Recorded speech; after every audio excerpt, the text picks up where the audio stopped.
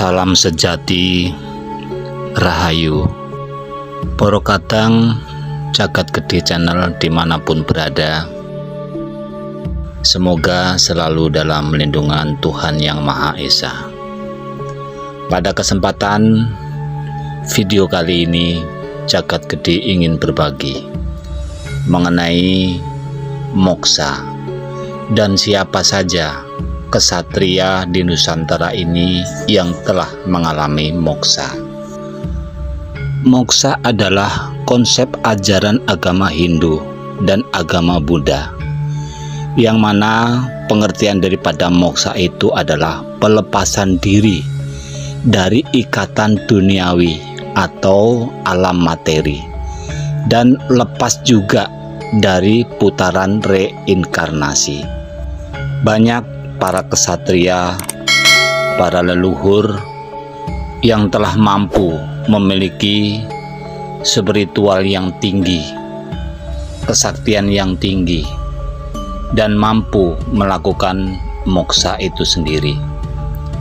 Lalu siapakah kesatria di Nusantara ini yang telah mengalami moksa atau hilang tanpa bekas?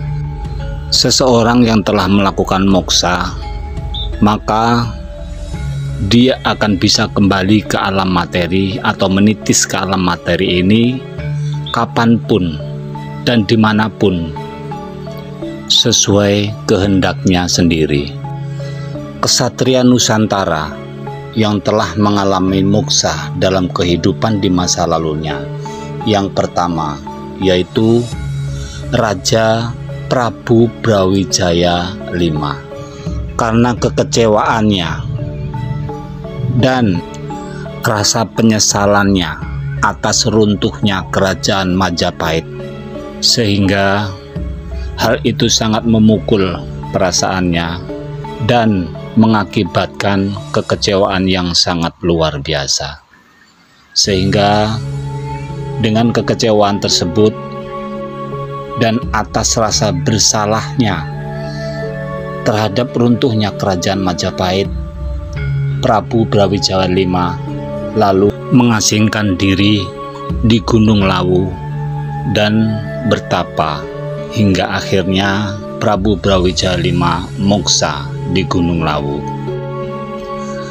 Kesatria yang nomor 2 yaitu Sabdo Palon. Siapakah Sabdo Palon? Sabdo Palon adalah emban atau abdi dalam Prabu Brawijaya V.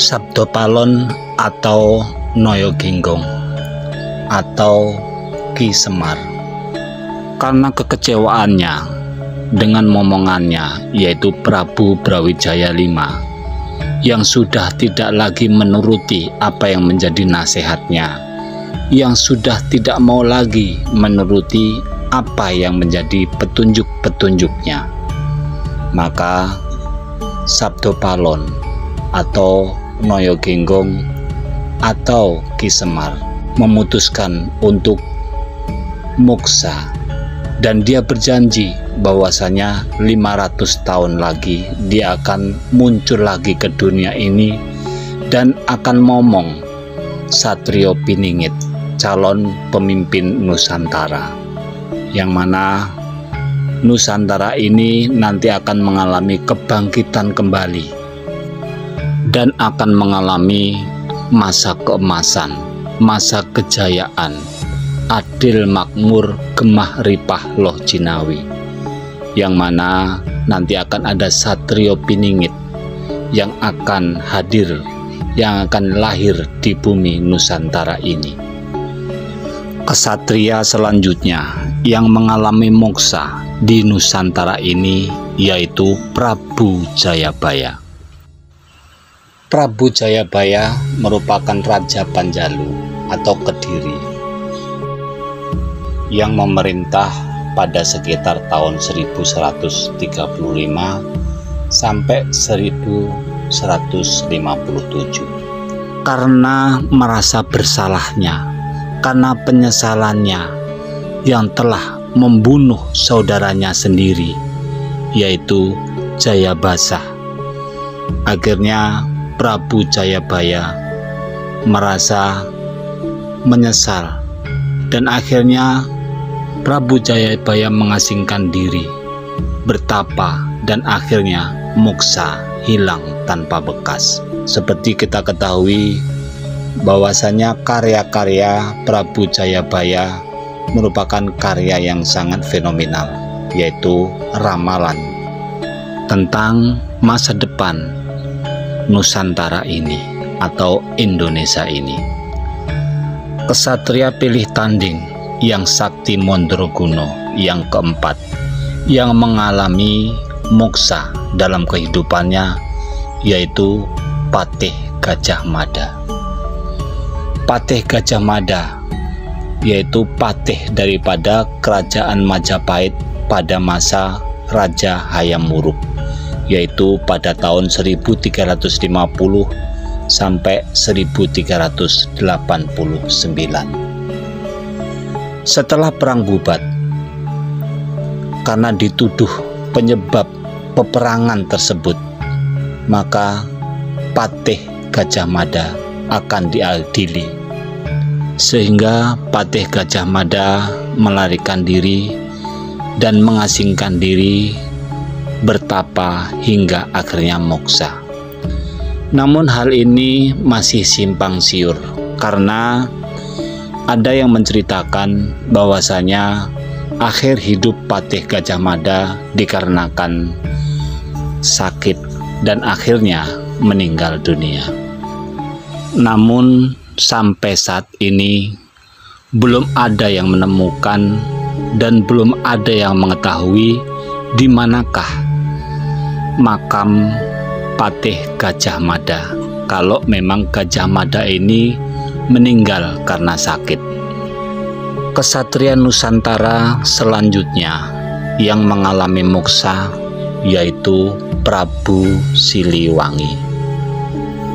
Pada masa kepemimpinan Prabu Siliwangi, ajaran Islam masuk di daerah kerajaan Pajajaran. Banyak para pemuka masyarakat, para pejabat, dan para prajurit di kerajaan Pajajaran menganut agama Islam. Sampai akhirnya Prabu Siliwangi pun dibujuk untuk memeluk agama Islam. Namun karena prinsipnya yang kuat, teguh dan kuat memegang ajaran leluhur, maka Prabu Siliwangi menolak ajaran Islam tersebut, dan Prabu Siliwangi melarikan diri dan mengasingkan diri, bertapa hingga akhirnya moksa, hilang tanpa bekas. Demikian tadi Jagat Gede Channel sampaikan mengenai 5 kesatria sakti Mondraguna yang ada di Nusantara ini, yang telah mengalami moksa dalam kehidupannya di masa lalu. Semoga hal ini bisa bermanfaat dan menambah wawasan untuk para kadang semuanya. Salam Rahayu, Rahayu, Rahayu.